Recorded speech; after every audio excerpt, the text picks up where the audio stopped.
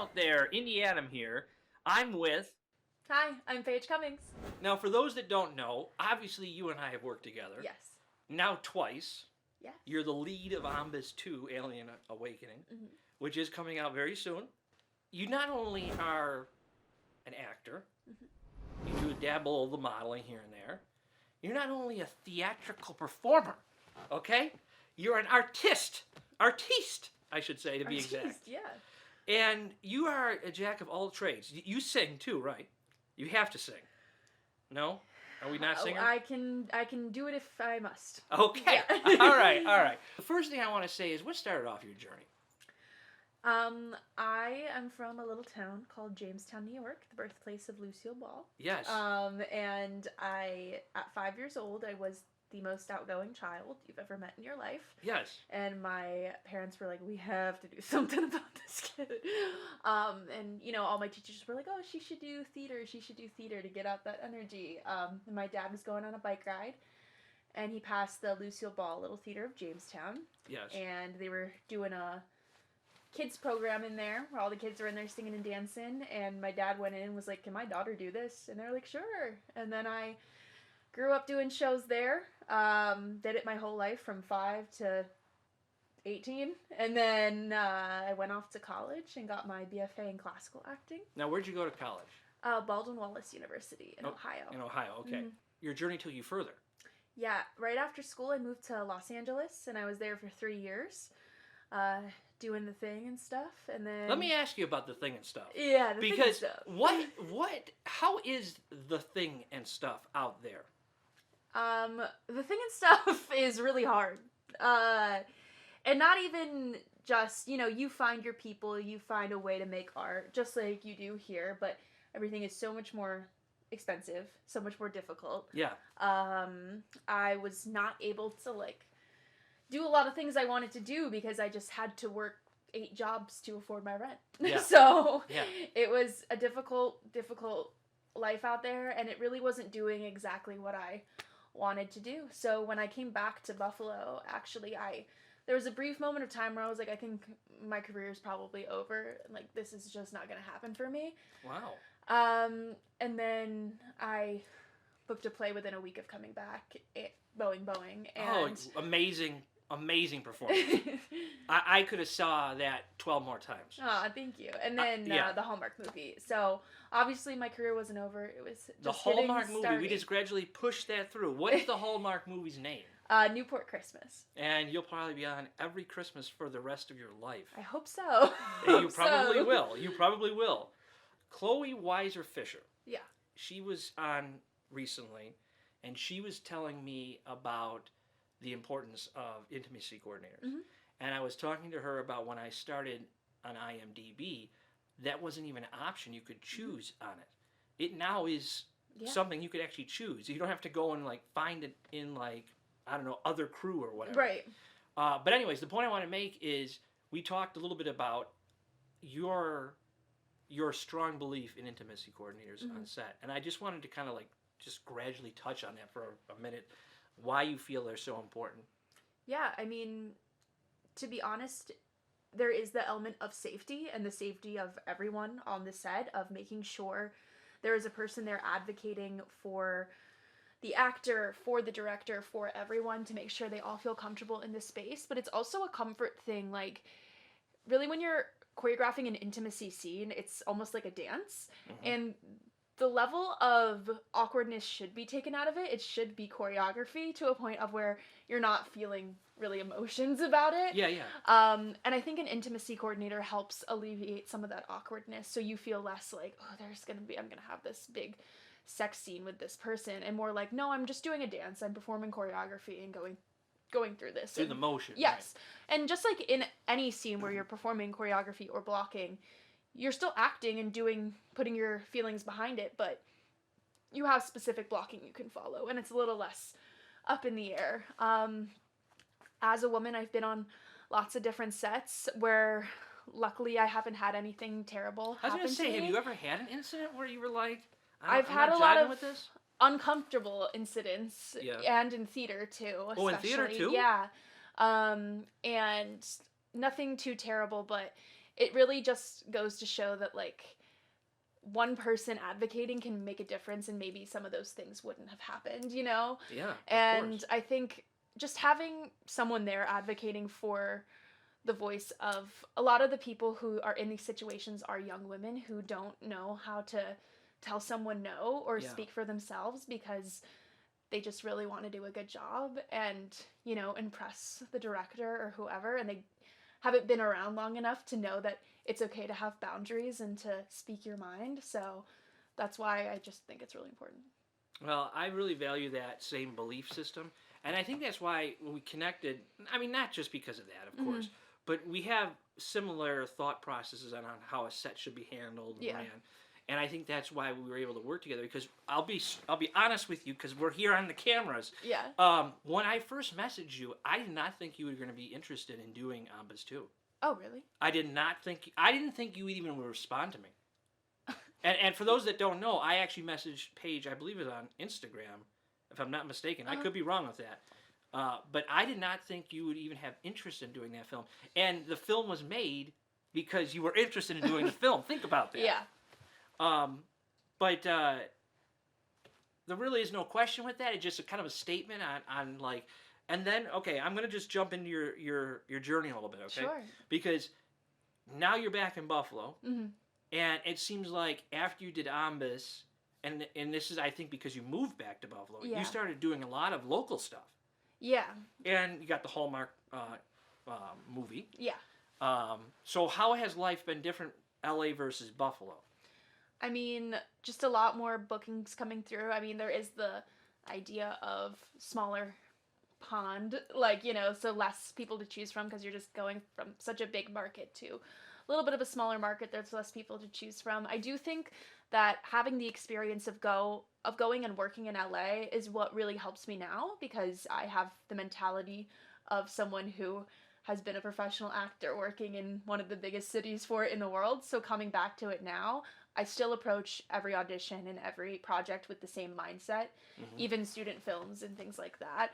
I approach it with the same mindset that I had in LA, and I think that's what really helps me not get discouraged and not, you know, beat myself up too much when I don't book things, because, you know, it's all a numbers game. Well, that was what I was going to ask you.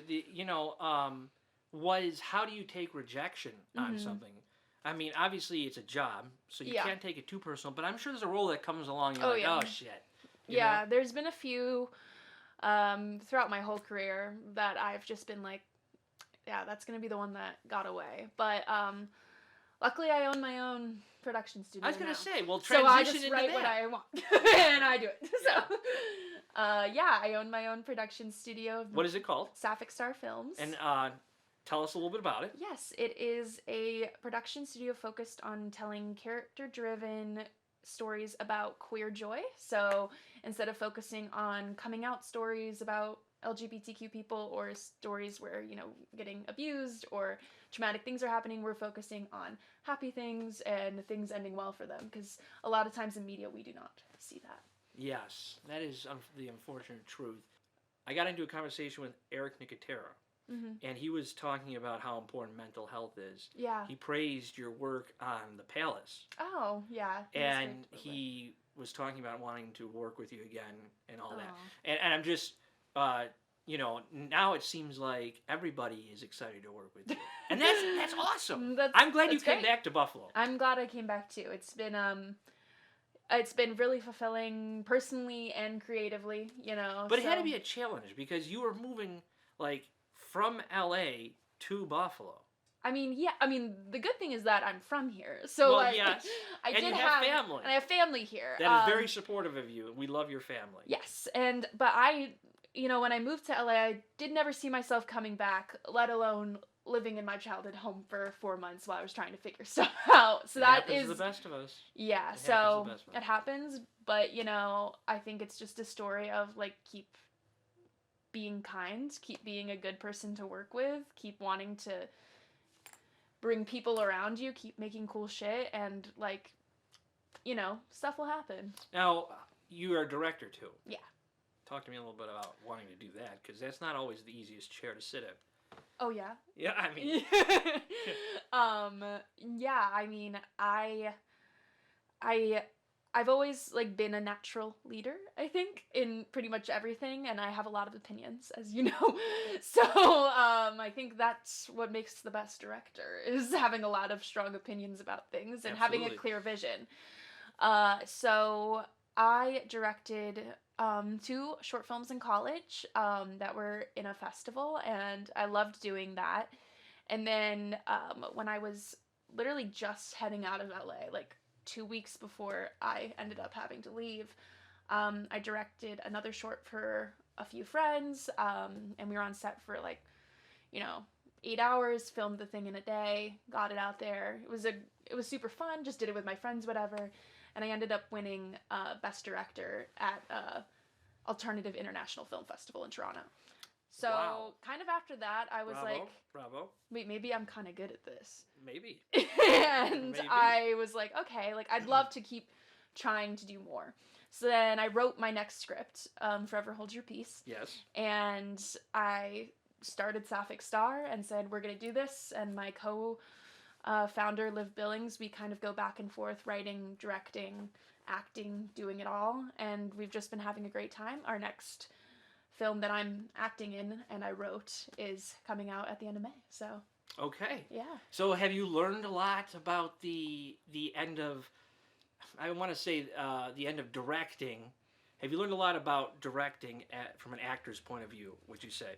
Yeah, I mean, I think some of the best directors have a hand in acting as well, because it's really hard. Actors, the way that we're interpreting language and understanding things and trying to make, shape them and put it out in a way that is understandable to an audience, our brains work a little bit differently. And I think really having someone who understands the way actors are coming at things and coming up with a way to, approach them with a sense of kindness and, just humility and like, let's work on this together and see what we can figure out, instead of just, I've been on some sets, not yours, obviously. Thank you.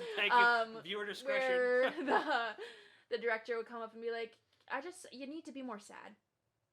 And I'm like, but why? Why am I more sad? Like, that's not in the script. Why am I more sad? And the emotion doesn't feel like I need to be that sad. Yeah, so, like, I can be more sad, but I can't do that without reasoning or impulse to do so, Yeah. And then they usually can't tell me, and I just am left with, all right, I guess I gotta figure this out on my own. Well, But that's a mentality that has like been woven into the male DNA directors over the years. I bet you that was a male director that you're even talking about. Yeah. And I'll just say that. But yeah. But anyways, I continue. I didn't mean to cut you off. Oh no, yeah, just pretty much that. Like, I love directing, and I love approaching things from a different point of view and getting to, write as well and share cool brainchilds that I have. Did you learn anything, for like I was saying before about the actor's point of view? Did you learn anything that you didn't realize, like as an actor, that this is the type of level of dedication, or something maybe, I don't know, a problem that you never saw coming as an actor before? Yeah, I mean, I think mostly I appreciated good directors. Like, as an actor now, I feel a little bit more grace for directors, because sometimes I'll be like, okay, we gotta get this done, and I want to get off set, I'd like to go home tonight. I'd like to go home tonight. But being on the other side of things, I think it's also interesting to see, like, yes, and at Sapphic Star, we try really hard to wrap everybody on time, and you have schedules and all that? Oh yeah, okay, we good. wrap everyone on time. Good. Schedules are important. Yes, we stick to a very strict schedule. We wrap everyone on time, and try not to overwork or overuse anybody. But it makes you appreciate, like, oh, the director has a lot of other things going on besides just telling me what to act. Yeah. So. And I think when you're acting, you can kind of be like, get me out of here, man. Yeah. Like, what else is going on? Yeah, like, you don't have to worry about everything. Yeah. It's So, like, about the you. director is, like, trying to make sure the light looks good and the sound is coming through okay. Like, all the little stuff that you're not thinking about as an actor. So I think, like, just a greater appreciation for all aspects of filmmaking, definitely. Yeah, truly. And it kind of brings us into the next thing that I've been obviously we worked on together, Mhm. which was Ombis 2, Alien That's right. Awakening. Paige Cummings, you play Haley Greenheart. I do. And man, there's a scene in the film, and I just want to briefly talk about it. A little bit of spoily, so you have your warning. But Paige, you carry a machine gun I do. and your co-star Yes. at the same time. Okay, to be fair, that girl couldn't weigh more than 80 pounds. Okay. So she was very light. But Angel Pratt yeah. very awesome actress Yeah, too. she's great. But that was something that you came up with, because that wasn't, I don't think, in the original script, if I'm not mistaken. Well, it actually came from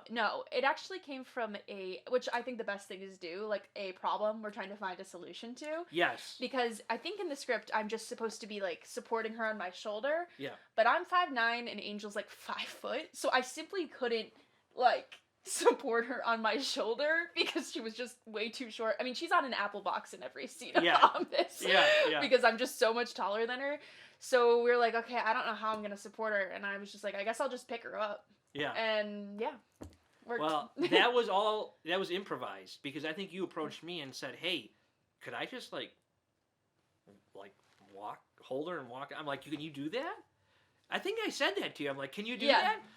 Because it was a long walk. Plus, there was that fabric you were walking on. Oh yeah, true. Yeah. And you had the machine gun, and then you had Angel. So there was a lot of things that you had to process all in the same time. But I look at that scene now, being like, that's a pretty badass scene, and that's woman empowerment right there, if I could say so myself. And that came from the brain of Paige Cummings. That's right. So when you see that in the movie, yeah. just know Paige said, "Hey Adam, what if I did this?" And I said, "Paige, we're doing that." So yeah, man, I really definitely think so talented you are. Oh, thank you. And everybody I talk with really speaks highly of you and wants to work with you. Like, I feel very privileged to have even worked with you on Horrific Evil Monsters. But then again, like I said, to come back and do Ombis 2. Mm-hmm. And then you moved back to Buffalo. And now we work kind of like on the outer circles of the same circles. Yeah. And people work with you. And it's just like, it's like seeing old alumni. Yeah. I love that. Yeah. I love that. And I'm glad that you like wanted to come here and just talk with me about everything. Of course. Yeah. We talked earlier about where your talent came from. Did any of your parents or maybe a teacher or somebody inspire you to want to become a creator and an artist like you are? Or was it just the love you always had?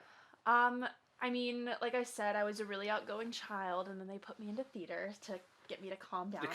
Right. And I was in a very rigorous theater program with the teacher, and learned a lot from her. But I would really say the main thing that really helped me was my parents' and entire family's support.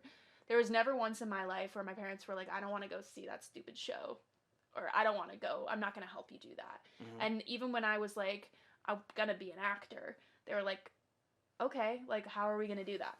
You know? So there was never a moment where they have not supported me in my dream of anything. And that, I think, even though they are not, I mean, my dad was in Oliver, the musical in high school. Is that filmed somewhere? Is that on some good old VHS tape somewhere? Yeah. Sorry, 8-track? my partner is telling me, yes, he was also in Cats. The musical. In Cats the musical. We were in Cats the musical together at the Lucille Ball Little Theater. Okay. Yes. All right. Thank you, off-camera person. Yeah. My publicist is telling me. So Cats the musical together, but the only reason he did any of the shows is because I was doing them. Yeah. So, and they would be like, "We need another guy," and so like he would do them, and like I said, just nothing but supportive. Same with my brother. He puts up a good front, but he is very supportive. I don't think I've met your brother. He came, probably not because you were running around, but he did pick me up on the last day of Ombis. Yes. Oh well, I hope I see him at Ombis too. I'm sure you will. When you're on lime that green stage suit. with a lime green suit. You already told him this. Oh yeah. He already has the wardrobe requirement. Oh yeah. All right. What's one character, because you've played so many different characters, that you haven't played yet? In my opinion, you played a vast amount, or vast variety of character. I don't know. I guess I don't think I've played a true villain. Oh. I don't think really. I don't think people want to see Paige Cummings as a villain. Well, Paige Cummings wants to be. Oh, okay. Well, all right then. I know, people have said that to me before. Is no one wants to see you like be mean. Yeah, we want you to be like the hero. Yeah, save the day. Like, have a little fun. Okay. It's just acting, guys. Yeah. Get the blood blaster out over here.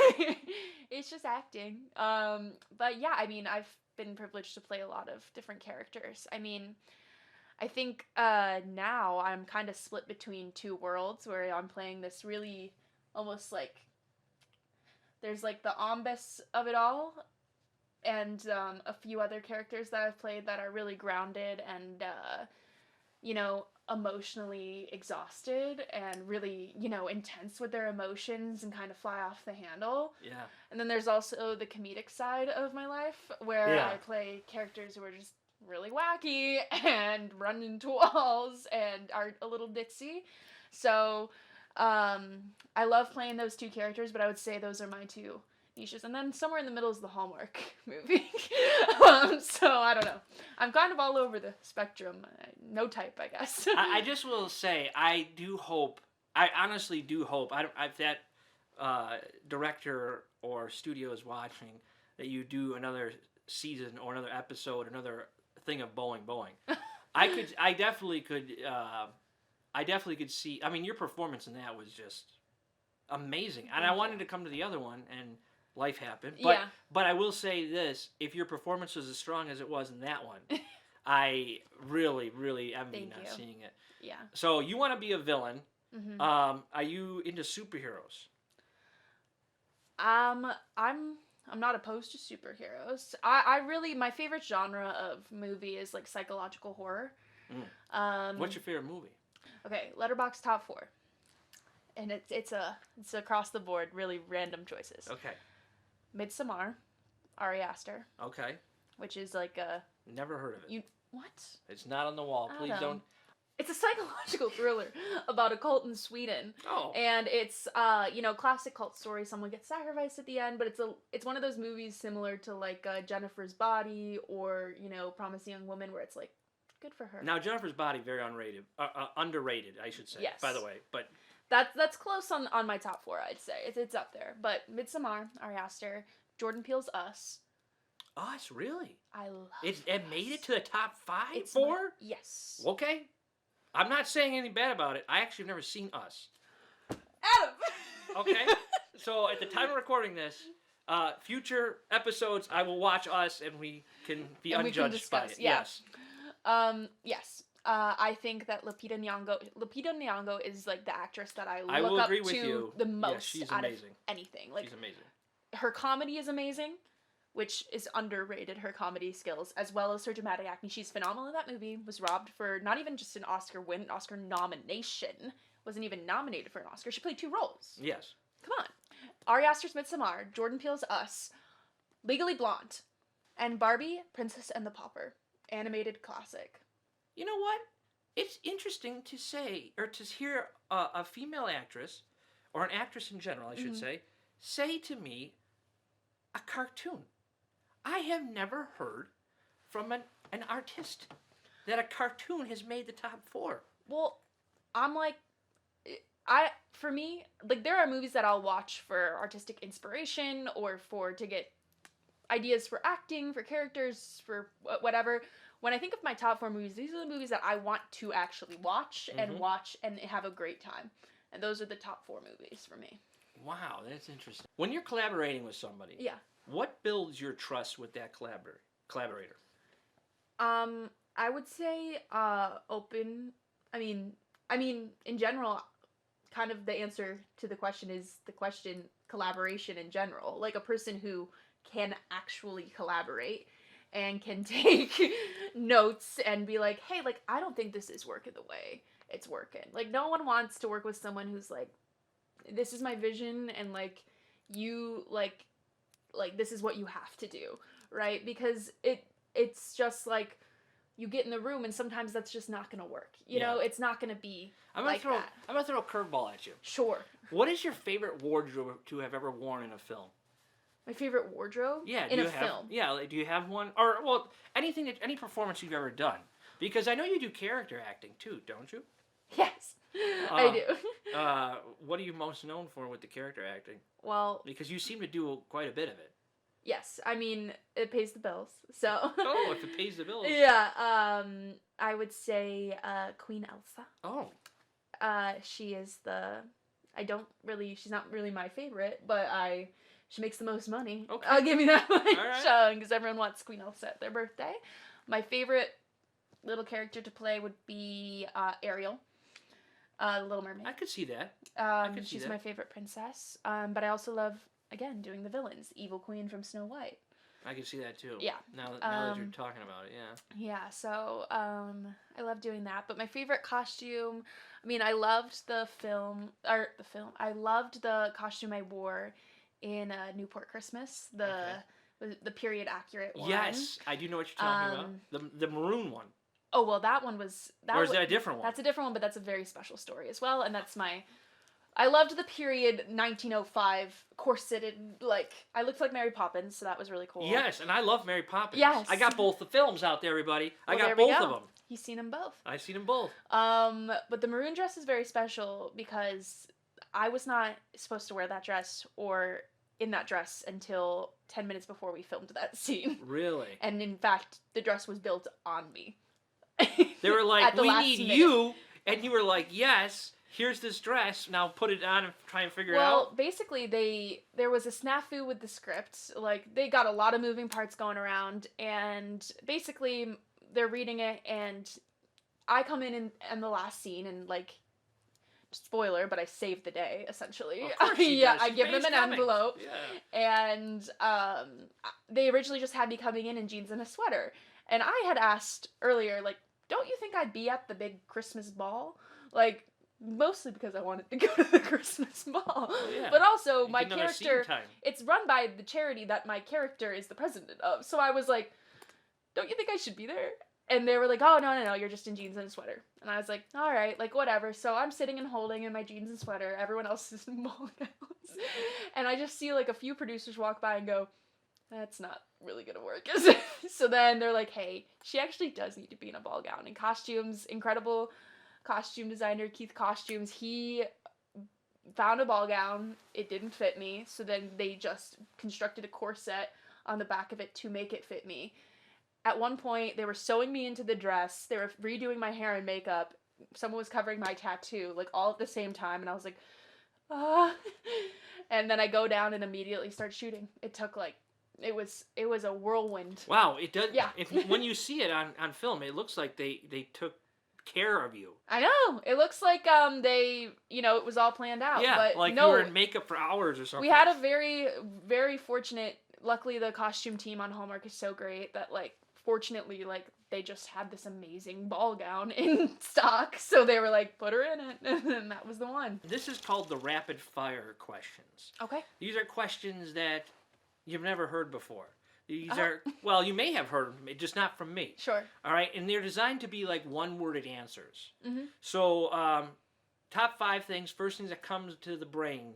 If you're ready, here we go. Acting or directing? Acting. Stage or screen? Stage. Comedy or drama? Comedy. Safe choice or bold choice? Bold choice. Buffalo or LA? Buffalo.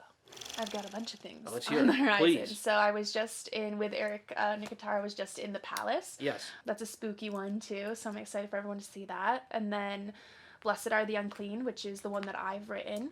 And I'm going to be directed by Liv Billings. I'm going to be in a reading of a new play, also written by Liv Billings, the co-founder of Sapphic Star, called The Binding Retreat. Okay. It's going to be a new play, the first time it's ever been done. We're going to be doing it at a bookstore over on Hurdle Ave at M&M's Bookstore. And then what's going to be taking up a majority of my summer is I'll be on the road with Shakespeare in the Park, in Delaware Park, doing... Oh, I give you a lot of credit already for Shakespeare in the Park. But what are you doing? Yeah. I am doing, the show is called Fools and Foes. It is a cabaret style show of the greatest villains and fools of Shakespeare.